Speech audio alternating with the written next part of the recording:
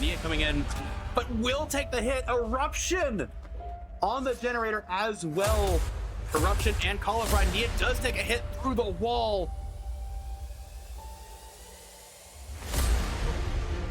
So I don't know if matter. Oh, and the dissolution value! These survivors. Deliverance from Claudette. Sprint bursting to the heart. It's the same with these masks in the one event. She didn't get a mask either. No! Like, oh, the ground! Yeah, oh, that was mine. Look at this thing. They're trying. Pokey, nerf Nancy, man. she's gonna get hacked, maybe. Oh my god, she might just get hacked potentially. I think she does. Holy cow. I cannot believe. They do get the spirit reset and they get the down. Yes, they will get the survivors leaving the trial, and there's going to be the teleport with the add-on. She's right here, but Nia needs to go.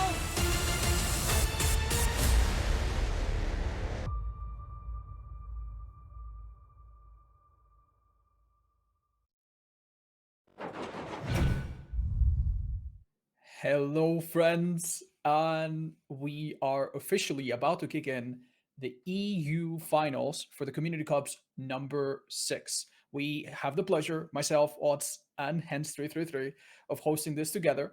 All obviously thanks to Champions of the Fog, on which you are watching this right now, and in partnership with Battlefy. Hens, how are you feeling about this? Very excited. These are two really good teams that are going to head off today. And I'm already excited what killers we're going to see.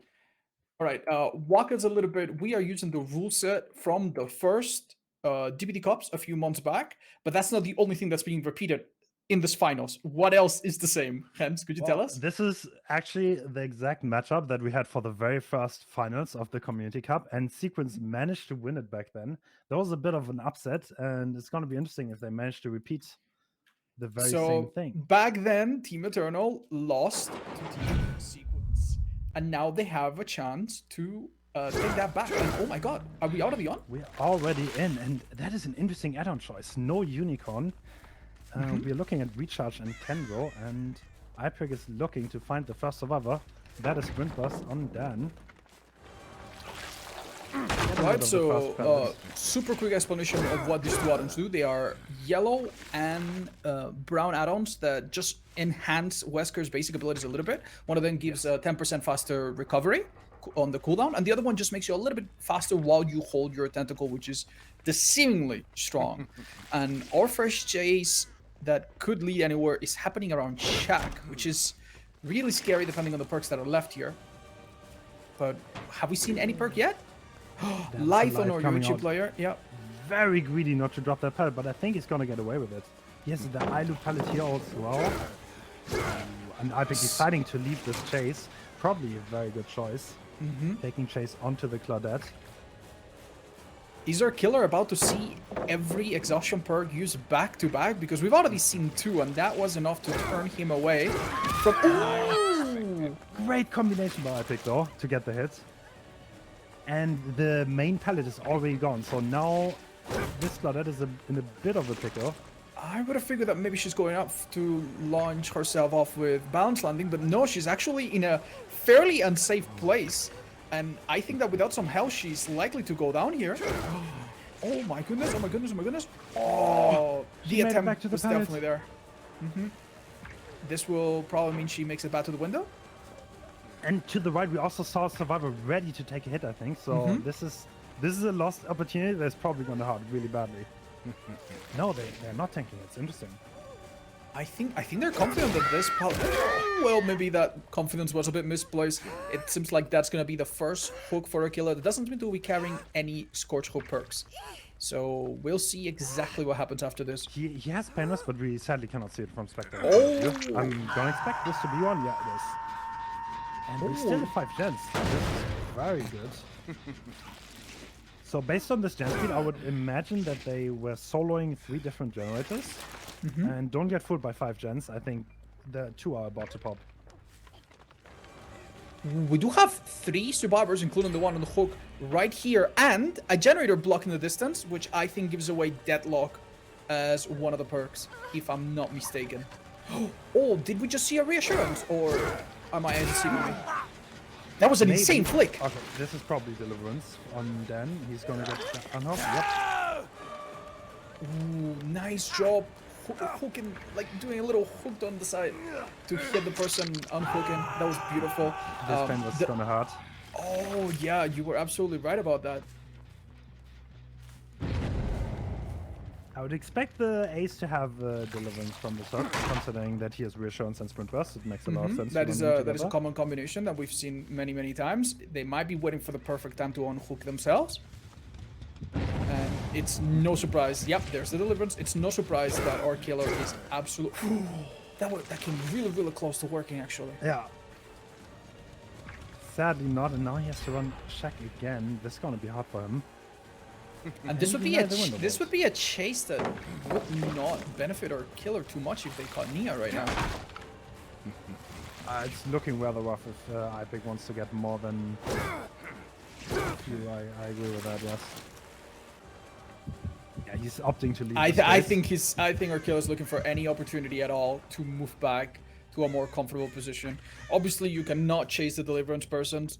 You apparently did not have an easy time finding Claudette, so you might need to default back to defending gens until one of the more vulnerable people that you've already hooked, that are closer to dying, show up. That was a pretty sick dash that was just a meter short. And let's see how... We have not seen a Death Heart. This might be the Death Heart there, if they're willing to run it. You think we're gonna see one? Considering the... Ooh, that was a speed boost on Claudette that now gets deep wounded. And our killer... Ooh, notice that I think Yoichi is the life player. Yeah. So he slow vaulted. Oh, yep. He slow vaulted the pallet to not waste it. And that was an interesting play. If Wesker had hesitated for a second, that light would probably allow Yoichi to make it to main building. Or some other place near it that could have bought some time, but that was a risky call. Sadly, the gen with the love focus is deadlocked, so Painless is not gonna hit it. Oh, he chooses not to hook on a Painless. Interesting. That is probably because it was deadlocked and there wouldn't be much value to be had. But we're looking at either way, this could be a good thing, because if someone that's out of being hooked comes and trades and they go down, that would be someone dead on hook. And if it's the fourth player, well, that would be the fourth stack for Painrest. Either way, the gen situation seems a bit difficult on the survivors, with all three of them being around main building. Also, one thing to note: no Noah out on the killer. That's pretty bold choice. I think the normal way to go about it is to have Noah out. Okay, so you're telling me you've already figured out all four of his perks? Because I didn't rule out all four.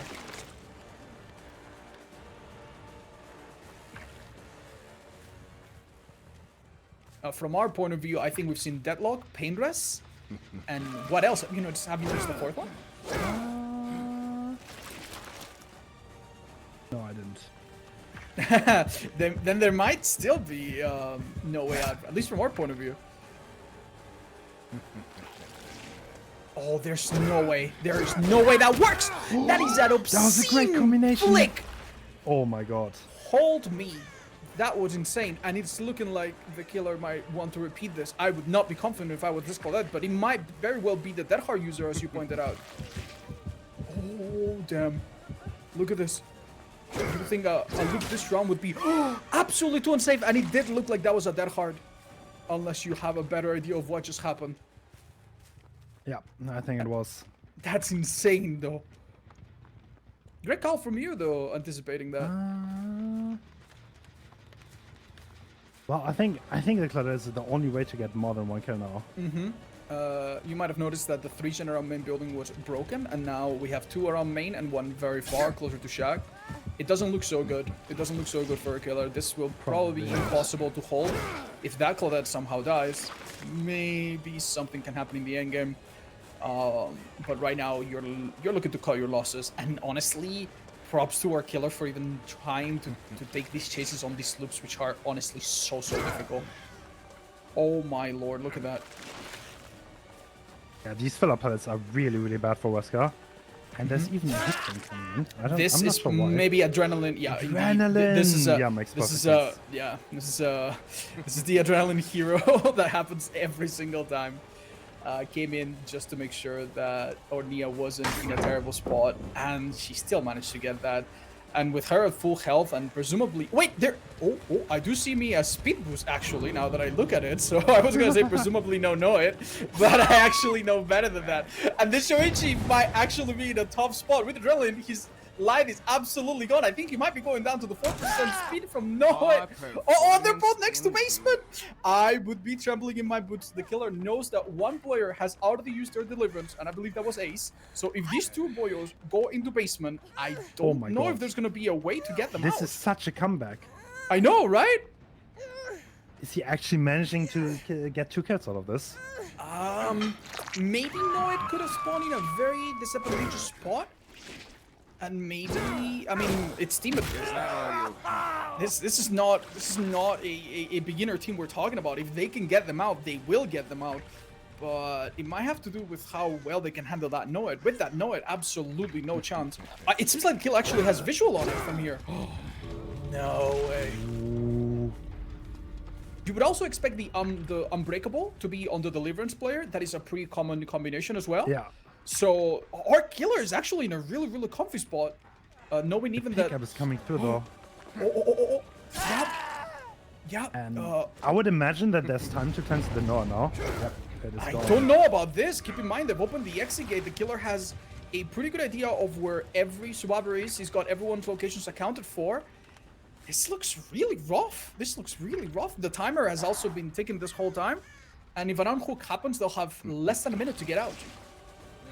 Oh, I do love the way the survivors are pressuring here. Bait?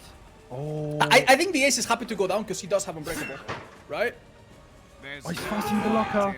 Yeah, that being said, I would just carry him to basement, wouldn't I? Yeah. If I were in this position. Oh. Are they going down there? There's no way they are. They absolutely are. This is insane.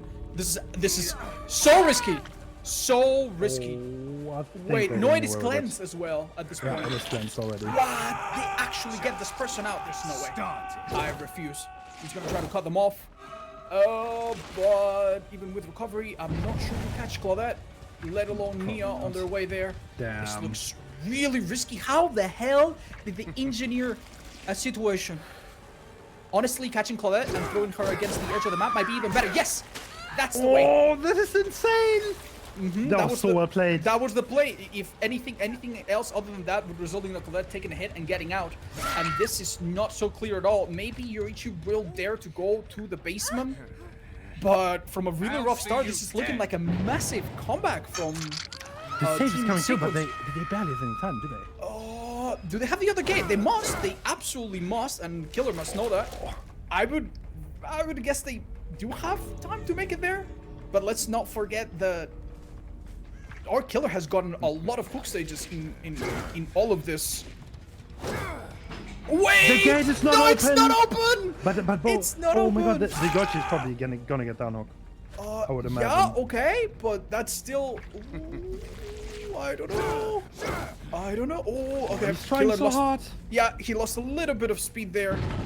Yoichi did get that. Keep in mind, Claudette will probably body block for Yoichi with her basic hit bar time. Killer understands they can do nothing about that. Shame, absolute shame, but let's not lose the last survivor hook stage to a lucky hatch. The Unbreakable happened, of course, we saw that coming. We did call that.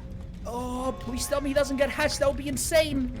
That would be insane. No, he's gonna get the points from opening the gate and a little friendly bump from the Killer. Oh my god, those are a lot of hook stages now.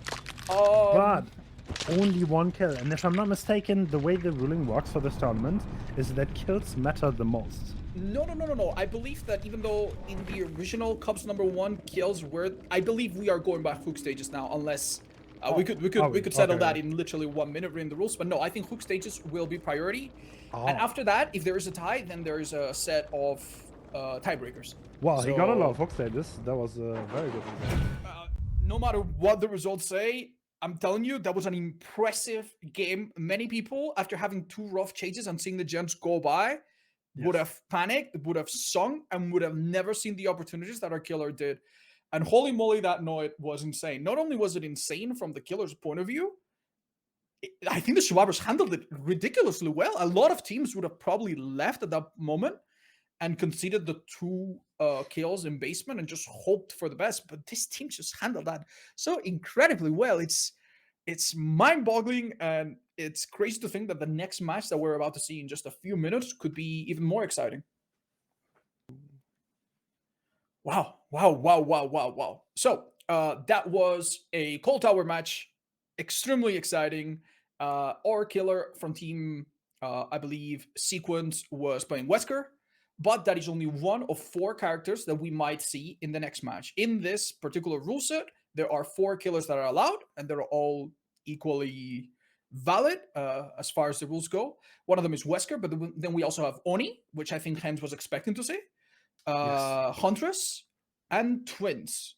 And Twins might seem a bit odd, but actually, would you be surprised if I told you that in the Asian hosted community cups, both players chose Twins?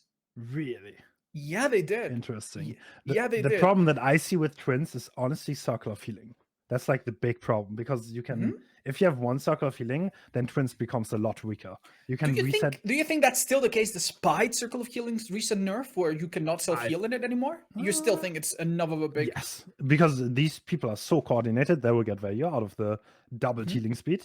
Yeah. And yeah, I think they will heal the injuries faster than Twins can dish them out. I would also be extremely scared to play against a team of this caliber, knowing that they're not shy.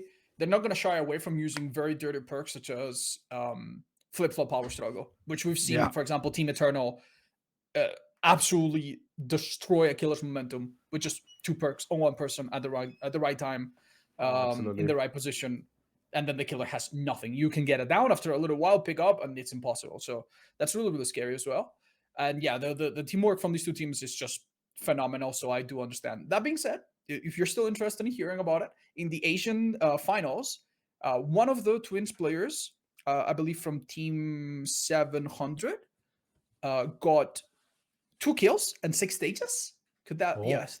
So that was very impressive. But the other killer only got 4 stages and I believe 0 kills. And I would say that so far the performance that we've seen just now on that Wesker shows that these teams are aiming for even more than that. They're not just happy to get 1 kill and 1 hook. Oh, no. They're playing very, very ambitious. Honestly, you have no idea how hard it is to keep your composure until you've played in a tournament like this. And you find yourself like, okay, it doesn't look good for me, but I still need to fight. Sometimes even losing everyone but having 1 extra hook stage makes the difference between a tie and a victory. And we've seen that in every form imaginable across the 5 previous DbD community cups. So Absolutely. they have to fight. They have to fight until the very, very, very end and get anything they can. And in the end game, they also probably need to keep in mind that hooking a survivor, this is a common thing. For some of you that have already watched a lot of comp will be more than familiar with this idea. But in the end game, if it looks like survivors are going to guarantee a bunch of escapes, you want to focus on the one person that you haven't hooked at all.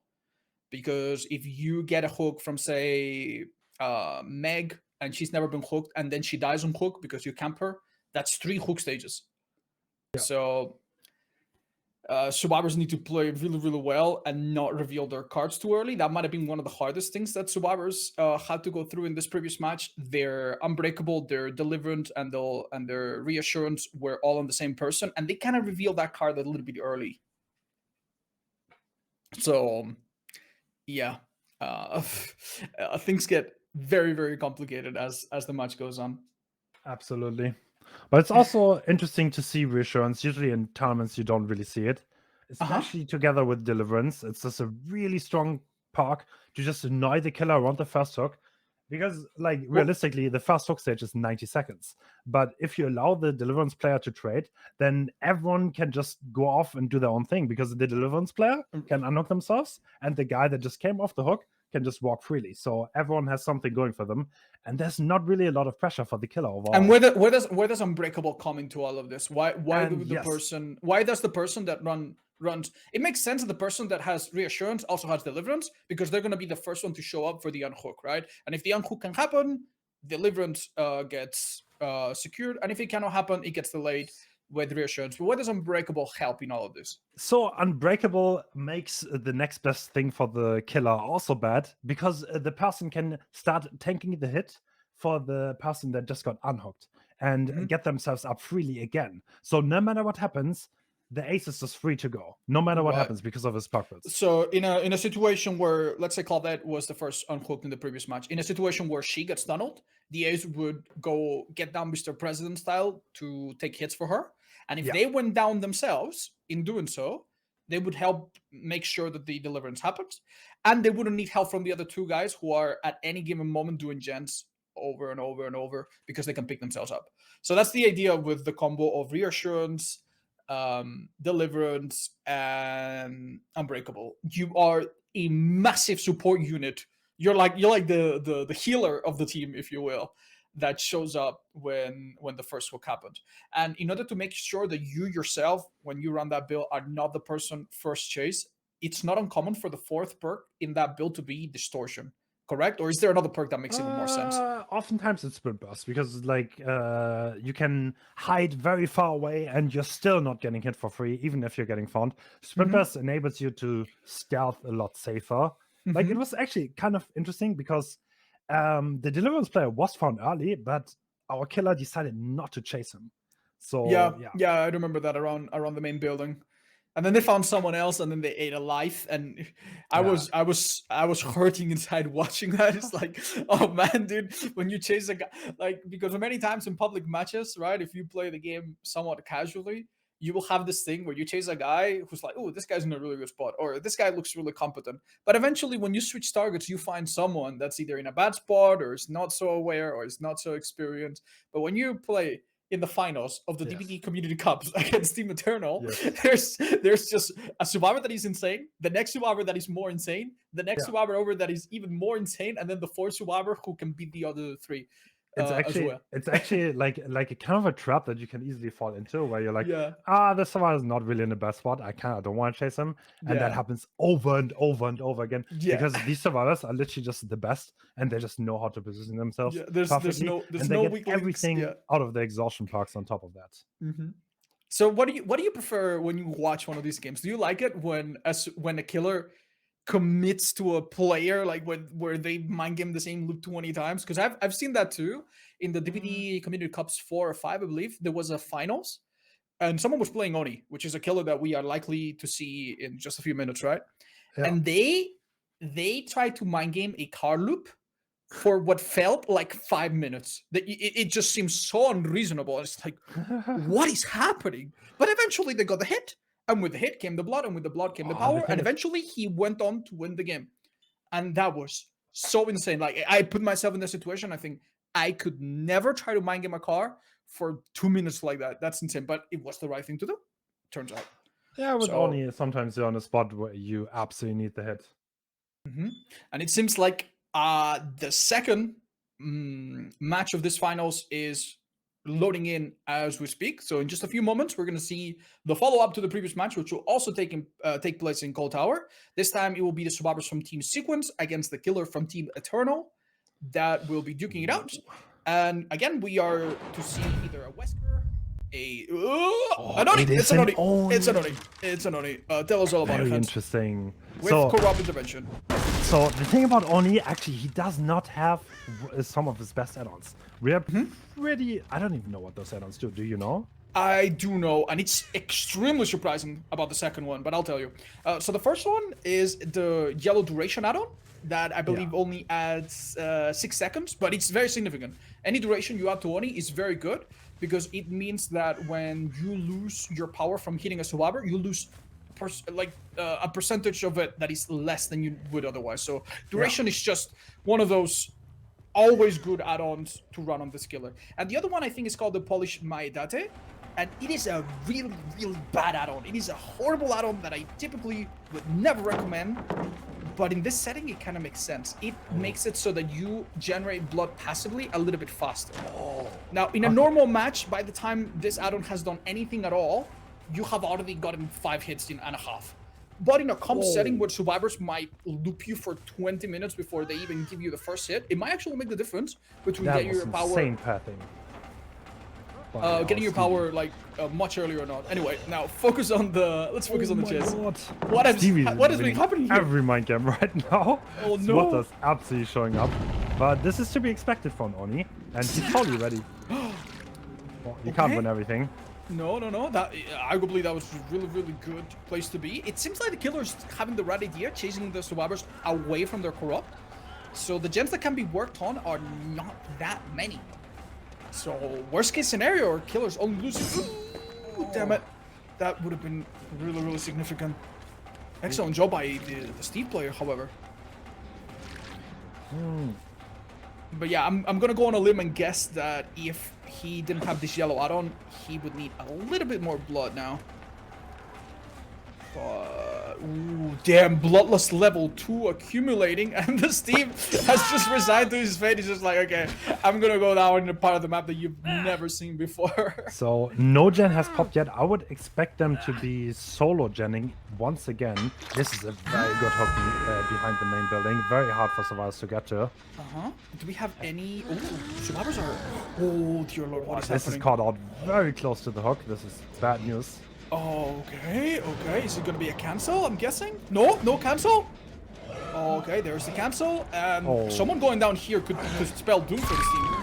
Yeah, this is very bad. Oh no. This hook. Oh dear lord! Don't forget, this killer can multi-hit. Steve doing a very necessary body block. I think nothing this ace can do will result in anything other than a down, and so it seems. But maybe Ornia, who's on the ground, can be picked up. I think the killer's looking to secure these 2 hooks that happen, right? Absolutely. This early on at 5 gems, you do not want to take any massive risk, and the hooks are actually very convenient. Yeah, this hook behind the main building is one of the best to hook at. There are a lot of gens around here too. The main building generates progress, but it doesn't really do anything. And we see Unbreakable coming out from Ace. I would expect him to have a very similar build. Do you think it would have been a better idea to hook the ace and try to guess who has the unbreakable deli? Because he would have been really nice if we got that out of the way. Like you could have definitely gotten it out there, because now you're still looking at Deliverance being a possibility. Alright, if you had to give this an evaluation bar, if you had to analyze who has the advantage right now, would you still say the killer has an advantage? Because they seem to have made a pretty swift I think the recovery killer's from that. very far ahead right now. Okay. I think they're definitely on the driving seat. They have like a really good hook. Survivors are injured, there's blood everywhere, and this hook is right next to the gens that were being progressed. Yeah. And that is so awkward. You cannot lose like the gen progress. You can't really progress the main gen anymore. Like the stairs are like 5 meters away from the hook. And this gen has 60%. It's practically lost already. And now there's a second stage past already. This survivor will have a really hard time getting away from this. I would expect Zaka to stay right here, and if anyone tries to save, then he can get a hit on them, he gets his power, and then the Nia's gonna be in big trouble if and only with powers right behind him. With it mentioned that maybe we expect the unbreakable player to also be the deliverance player, so I think Zaka will have a relatively easy time guessing that it's the ace that he needs to prevent from unhooking. And anyone else could be a decent trade, especially Steve, who's already been on the hook himself. I love how cheeky they are and how absolutely fearless they are. But deliverance happens. Sorry, the assurance happens, and that I think that it reinforces the idea even more. He just wants his power. Yep. Let them power up. Power up. That hit on Steve, I believe, failed. And that's a damn shame. And I guess he's looking to down Steve using power despite him being injured. Just to catch up. What are we doing here? I think he's trying to fish out the Steve. I'm not sure this is the plan. I'm not sure this is the plan at all. I think we're improvising. Oh, excellent flick. Excellent flick. Sadly, didn't get it down. Oh, he was right in that corner. That is so difficult. Nice. Okay, that is actually quite good for the Oni, because downing a survivor via graph doesn't actually make you lose part of your power. He would have lost a little bit over half, and now with one more M1 or a bit more blood accumulated somewhere, he could get his power relatively quick. This will be the balance landing Nia, presumably. Ready to go. Using and recycling this pallet that's been used several times. But remember that every time you vault, you drop more blood, so they are feeding him a little bit. And Well, I think Zaka's perfectly happy contesting the generators here. He doesn't really need to tell anyone out, but who's this? Oh, Nia's in trouble. Ooh, that being said, we've lost. No way, this is something. That was a great new. mind game. There's no way. Oh, I love to see the assist from the flashlight player who's happy to go there. And that is Adam. What is happening here? Oh, can Nia survive for the rest of the power? That's the big question. She wins the mind game again. Oh, dear Lord. Okay. So correct me if I'm wrong, but this will be Nia's second hook, and I think he wants to prioritize that. Nia's dead. Nia went to Nia's, second Nia's stage. dead. You're absolutely Yeah, right. Nia's She dead went in now. there too. She went in there for 2 stages. That's right. So what's the point of dragging her all the way back here? I am not sure. But, well, oh, wait, we got rid of the genlock though. Yeah, Ooh, no, interesting. that happened a few seconds ago. The one by the Okay. hill went. And I don't think this is one of those situations where there's still a 3-gen around. I believe we now have gens across the map. If we have a little camera pan, we'll check that right away. So I think, Oh yeah. yeah. So I think this only needs 8 stages, right? For a draw, I think, if I'm not mistaken. I could swear it was 7. I could 7? swear it was Okay, that's 7 fair. last time. I could swear. Then again, I could have written it down. So there's yeah. quite a long way to go.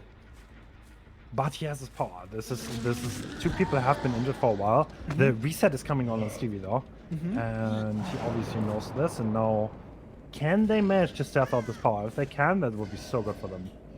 I believe a hook on Adam would be really, really good right now, because Adam would give 3 hook stages, and he does not have deliverance, most likely. Yeah. So I think my eyes would set on him. If I catch him, that's 3 hook stages. He's worth 3 points, and that would put our Oni comfortably on the threshold where he's going to win or tie. Oh! That wasn't that hard? Was it that hard? Oh, Wait, I forgot Adam hooked that one. oh, he wants to die under the palace. What? What is he doing? Is the team actually ready for a rescue here? And the power goes out on our Oni? Which is really, really scary. No, he doesn't want to do it. It might be, oh dear, 1 jump Oh my pops. god, this is so tense. Is So this, where is he? I mean, we haven't seen that many pictures. I mean, this could be a flip-flop power struggle. I'm pretty sure this is the sprint burst player being somewhere sneaky because of the. I'm pretty sure the ace was Yeah. sprint burst. Uh-huh. And Yep, No. make plenty of sense. I think there's going to be power struggle. oh no, They tried? he was a bit too far away. Okay, fair. Oh, damn it. I thought it might be a little mind game on its own. But no. They had that calculator. They This just gotta didn't be- quite this get is it. a very rough position because both survival positions are roughly known. And yeah, okay. I Okay. think this is gonna be hard. don't think they can come back from this. What a performance. We've already used Unbreakable on Ace a few minutes ago, so we know for a fact that the Steve on the ground is gonna help to get up. And guess who else needs help? Adam here is gonna die within 30 seconds unless Reassurance gets used. So our Ace has the choice of either going for one, going for the other, or hiding, but I'm pretty sure that if he hides, he concedes defeat. I'm pretty sure. Then again, I guess another option would be to wait out the power and try to do something. Maybe he'll show up last second with the reassurance that he does have. Nope. In fact, we see a disconnection, which I'm going to guess is just has nothing to do with gameplay. It's just a concession that person said. Probably. Well, this looks like a wrap. I don't know where Ace is, but I'm pretty sure he can just hook Swatter and he won. Oh, yeah. I believe that as it is right now, they would both need to get out for it to be a tie. Yeah. And then we would worry about other factors to see what the tiebreaker's like, but that seems, I don't know, mad unlikely to me. Yeah. Well. So as you said, I do think that it's gonna end one way or another, but most of the action is already gone, and it looks like Oni from Team Eternal will be taking the W home. Oh, I think the result has been found. Oh, they run away. They've been spotted.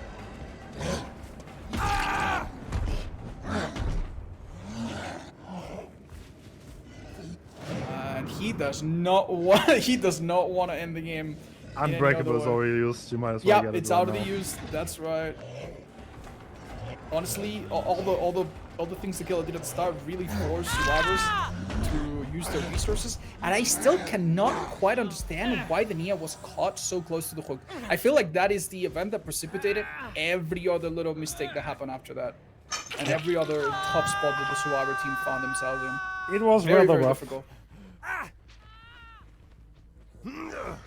I'm very surprised that they even made a comeback of sorts and held their own for so long despite being in that rough of a spot.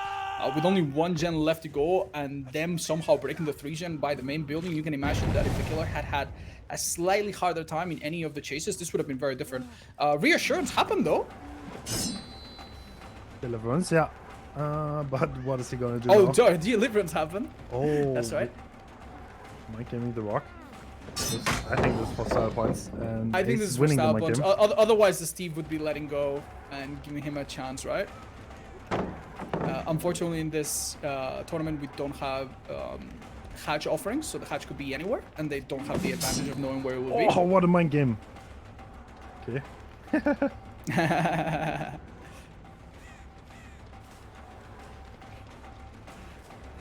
Zaka going hard. I think he's taking revenge for what happened in the previous Community Cups. Absolutely. Didn't you tell me that he had quite a rough time landing hits? Yeah, that was after actually losing? the very same survivor. There was one famous chase. Zaka was excised on Oni. Yeah, it seems like Excise just used Deliverance so that he could have a second go at it.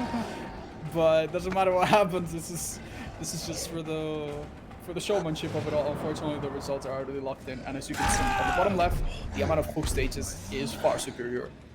Well, that looks like a Foghead 1 gen. Very good result from Zaka. He played it really well. Very, very impressive. Alright, so balance has been restored.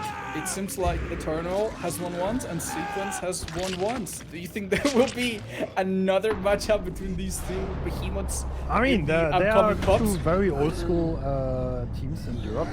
Sure, like they're definitely some of the giants to be around. So I'm sure they're gonna meet once again. Wait, what? Oh. I believe so, yeah. I don't think I saw something that didn't make a lot of sense there. Yeah, so Oh, all right. Well, I believe that's gonna be a wrap for us today. We had the Asian Community Cups happen earlier in the day. Time zones are a thing. You've just watched the European Community Cups, and later on this same channel, if I'm not mistaken, you will have the pleasure of watching the American version of this same event with the American teams playing, which will play out probably similarly, but obviously it will happen a little bit later due to time zones, and it will be hosted by, I don't want to get it wrong, but it will be hosted also by the fine folks of Champions of the Fog. So you got that to look forward to today, and probably the next Community Cup happening, another events happening at the Champions of the Fog community. You can all catch them by joining the Discord, keeping an eye on them. congrats to Eternal. Well played. That was a fantastic match. I was a huge fan of the end game of that Wesker game. I think that's worth analyzing and writing a book about. That was absolutely ridiculous. You would be hard pressed to make any team come back from that. 2 people with Noed in the basement. Hello? And they got out. How the hell did that happen? That was amazing. That was really, really something, and I feel really, really fortunate to have been part of this, to experience it with you and all of you fine folks watching at home. All right, that's probably gonna be it for it. Hans, do you have any final statement? Not really. Was fun watching. Thanks Other for than asking inviting. people to run hub. Not today. All right, thanks so much for the restraint. Big hugs to everyone. We'll be catching you and see you Bye-bye. in the American ones later today.